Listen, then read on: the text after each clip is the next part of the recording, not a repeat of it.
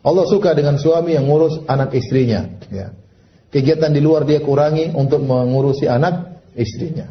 Allah tidak suka seorang suami yang ngurusi urusan di luar banyak, anak istrinya kurang dia urusi. Ya. Demikian juga istri. Istri yang disukai oleh Allah adalah istri yang taat kepada suami, ngurusi suaminya, ngurusi anak-anaknya. Ya. Jadi dia sibuk ngurusi keluarganya. Ya. Dia menjauhi hal-hal yang tidak berkaitan dengan keluarganya sebisa mungkin.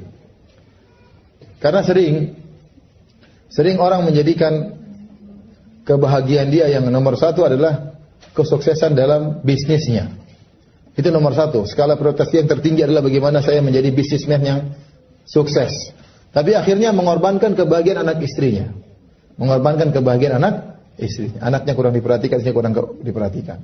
Dan saya sering berulang-ulang, tidak saya bosan-bosan saya sampaikan. Suami yang tidak bahagia di rumah, itu suami yang sengsara. Bapak-bapak sekalian, ya.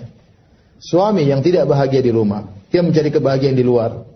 Bahagia dengan teman-teman bisnisnya, bahagia dengan teman-teman golfnya, bahagia dengan teman-teman bulu tangkisnya misalnya. Itu berarti dia kurang bahagia. Dia bahagia kalau dia bahagia di rumah. Kalau dia keluar rumah rindu pingin pulang. Itu berarti suami yang benar. Rumahnya seperti surganya, betah di rumah. Dia tidak keluar rumah kecuali perkara yang terdesak, ada keperluan. Kalau enggak dia ngobrol sama istri di rumah, sama anak-anak. Itu berarti suami yang bahagia seperti itu. Kapan seorang ternyata di rumahnya tidak betah, pingin pulang, pingin keluar, pingin kemana-mana, ngobrol sama istrinya 5 menit, ini suami tidak bahagia seperti ini. Tidak betah ngobrol sama istri. Demikian juga istri yang tidak betah ngobrol sama suami, itu istri yang sengsara juga. Kapan? Jadi kita harus ciptakan surga di rumah kita. Gimana caranya? Kalau ada kita belum menemukan surga di rumah, berarti ada yang tidak beres. Kita atau suami kita yang nggak beres. Harus diperbaiki. Ya. Sampai katakan kepada sebagian teman, Ustaz, saya ngobrol sama istri saya kurang nyambung. Jadi kurang mesra. Ya kamu jangan ngobrol yang tinggi-tinggi.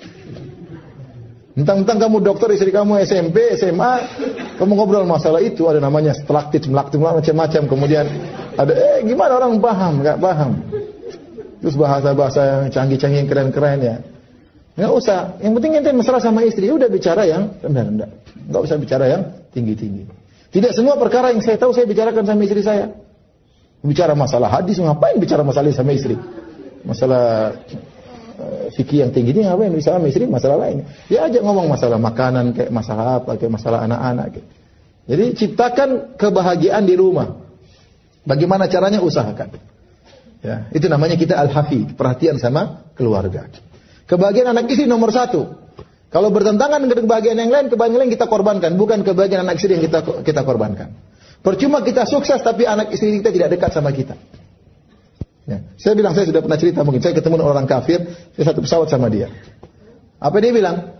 Dia bilang, saya ini berhasil, saya punya rumah orang kafir.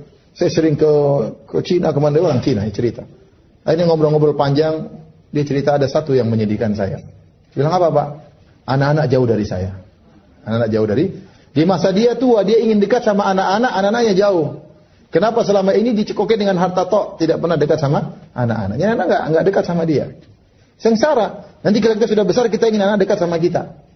Tapi ternyata selama ini kita jauhi anak-anak, ini anak tidak dekat sama kita. Karena selama ini kebahagiaan anak istri nomor 2 kan.